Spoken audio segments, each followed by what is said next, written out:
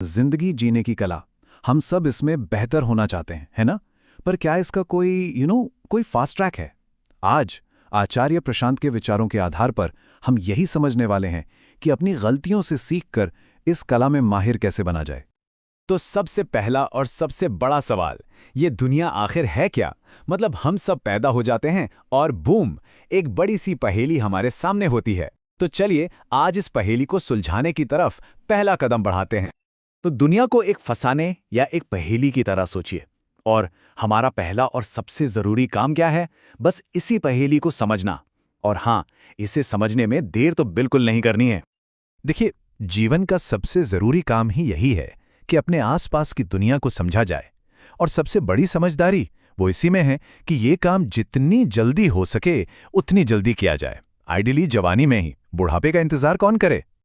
चलिए अब एक बहुत ही कॉमन, बहुत ही जानी पहचानी प्रॉब्लम की बात करते हैं। एक ऐसी चीज जिससे हम सब गुजरे हैं। वो क्या है?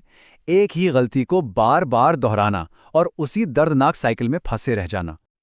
ये कहावत तो सबने सुनी होगी, दूध का जला छाछ भी फूंक कर पीता है। सुनने में कितना सही लगता है ना? पर जरा सोचिए, क्या हम सच में ऐसा करते हैं, या ज्यादातर एक ही पत्थर से बार बार ठोकर खाते रहते हैं? और ये जो पैटर्न है ना, ये हर जगह दिखता है, चाहे वो अपना काम हो या फिर रिश्ते। कहीं ना कहीं हम खुद को एक ही तरह की नाकामियों के जाल में फंसा हुआ पाते हैं।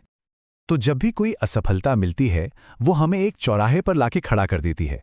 और यहां सवाल ये उठता है कि हम कौन सा रास्ता चुनते हैं, क्योंकि हमारा रिएक्शन, हमारी प्रतिक्रिया वही सब कुछ तय करती है।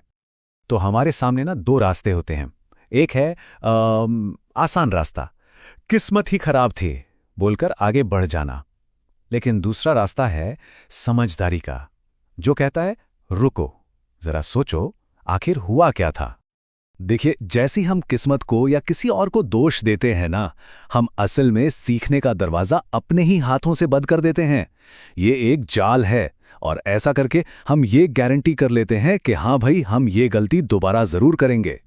तो सवाल ये है कि इस साइकिल को, इस चक्र को तोड़ा कैसे जाए? इसका जवाब छिपा है निष्पक्ष विश्लेषण की कला में। अब ये निष्पक्ष विश्लेषण क्या भला है? इसका मतलब बहुत सिंपल है। अपनी जिंदगी को, अपनी हरकतों को एक फिल्म की तरह देखो। मतलब एक डिटैच्ड ऑब्जर्वर बनकर, एक बाहरी दर्शक बनकर। तभी तो असल में समझ आएगा कि जो हुआ वो आखिर हुआ क्यों।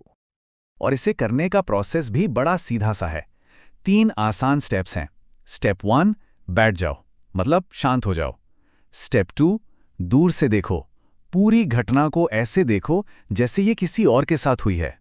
और स्टेप 3, समझो, बिना कोई बहाना बनाए, बिना खुद को डिफेंड किए, बस ये समझो कि असल में हुआ क्या था। और जब हम ये कर पाते हैं तो पता है क्या होता है? असली लर्निंग होती है।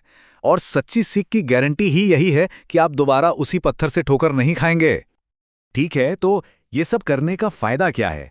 इसका आखिर मतलब क्या है? लाइफ का असली गोल क्या है? चलिए अब इस पूरी बातचीत के सबसे जरूरी हिस्से पर आते हैं। और एक बहुत ही इंटरेस्टिंग बात, आचार्य प्रशांत के अनुसार जिंदगी को समझने की जो सबसे आइडियल एज है वो है 16 से 22 साल। सोचिए, इसका मतलब साफ है कि सीखने में तेजी दिखानी होगी। तो एक बात साफ कर लेते हैं, जिंदगी का लक्ष्य परफेक्ट बनना नहीं है। ना ही इसका गोल ये है कि हमसे कभी कोई गलती ही ना हो या हमारी किस्मत हमेशा हमारा साथ दे। ये सब नहीं है गोल। असली लक्ष्य, ए रियल गोल, है तेजी से सीखना। इतनी तेजी से सीखना कि गलतियां करने की जरूरत ही कम से कम पड़े।